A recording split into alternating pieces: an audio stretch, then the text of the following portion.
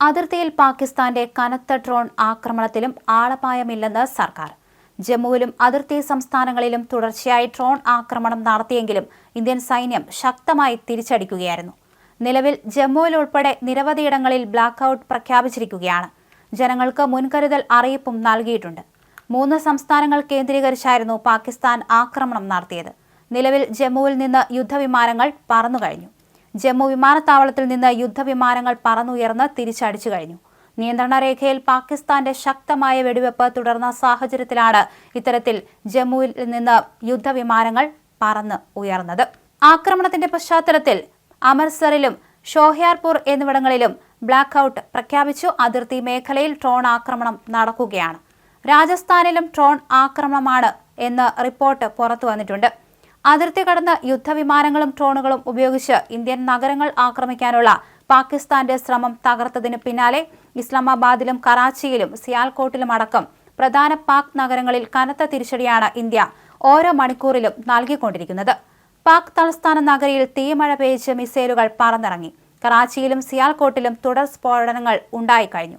പാകിസ്ഥാനിലെ പ്രധാന നഗരങ്ങളിൽ ഇന്ത്യ വ്യോമാക്രമണം നടത്തിക്കഴിഞ്ഞു. പാക് തലസ്ഥാനത്ത് ഇന്ത്യൻ മിസൈലുകൾ പതിച്ചു.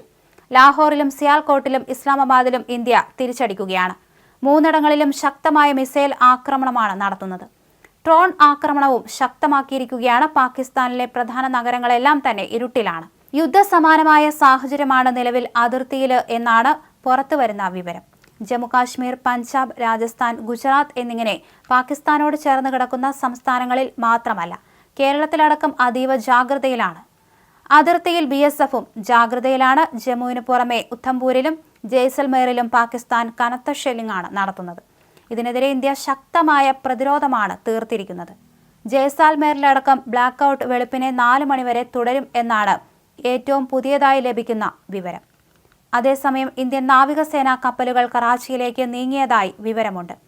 പാകിസ്ഥാന്റെ ഡ്രോൺ ആക്രമണം ഉണ്ടായതിനു പിന്നാലെ തന്നെ ജമ്മുവിൽ നിന്ന് പറന്നുയർന്ന് 2 പോർ വിമാനങ്ങളാണ് പാകിസ്ഥാന്റെ 3 യുദ്ധവിമാനങ്ങളെ തകർത്തിരിക്കുന്നത്.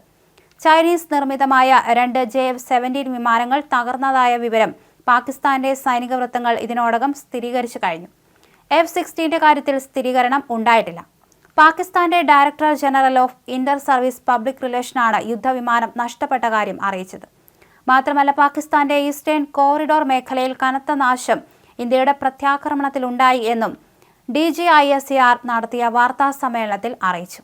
പാകിസ്ഥാൻ യുദ്ധം ആഗ്രഹിക്കുന്നില്ല, സമാധാനത്തിന് വേണ്ടി നിലകൊള്ളുമെന്ന് അദ്ദേഹം പറയുന്നു. ജമ്മുകാശ്മീർ, പഞ്ചാബ് എന്നീ സംസ്ഥാനങ്ങളിലേക്കാണ് പാകിസ്ഥാൻ ആക്രമണം നടത്താൻ ശ്രമിച്ചത്. ഡ്രോണുകളും യുദ്ധവിമാനങ്ങളും മിസൈലുകളുമായി പാകിസ്ഥാൻ ആക്രമിക്കാൻ ശ്രമിച്ചെങ്കിലും ഇന്ത്യയുടെ വ്യോമ പ്രതിരോധ സംവിധാനങ്ങൾ ഡ്രോണുകളും മിസൈലുകളും വെടിവെച്ചിട്ടു. പാക് യുദ്ധവിമാനങ്ങളുടെ സാന്നിധ്യം അറിഞ്ഞതോടെ വ്യോമസേന സജ്ജമായി. സംഘർഷം കൂടുതൽ വലുതാകുന്നതിന്റെ സൂചനയായി നാവികസേന തയ്യാറെടുത്തു കഴിഞ്ഞു.